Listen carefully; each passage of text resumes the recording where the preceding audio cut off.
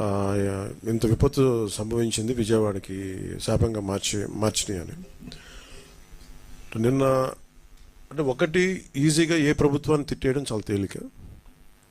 గతంలో కూడా చూస్తే మనం పోయినసారి కూడా వైసీపీ ప్రభుత్వం ఉన్నప్పుడు నేను చాలాసార్లు మాట్లాడినప్పుడు చాలా ఒక నియమాలతో నియంత్రణతోనే మాట్లాడేవాడిని.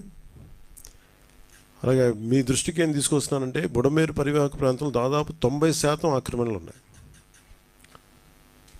ఈ ఆక్రమణలే బుడమేరుకి మన విజయవాడకి శాపంగా మార్చేసినాయి ఇవన్నీ. ఇప్పటికీ కొన్ని ప్రాంతాల్లో ఆక్రమించిన ఇళ్ళు, ఆ ప్రాంతాల్లో ఇల్లు నిర్మించారు. తర్వాత నిర్మించిన ఇళ్ళకి అవుట్ఫుల్ డ్రైన్స్ లేకపోవడం, వరద ఎటు వెళ్తుందో తెలియక అది విజయవాడ సగం నగరాన్ని వరద నీరుతో ముంచెత్తేసింది.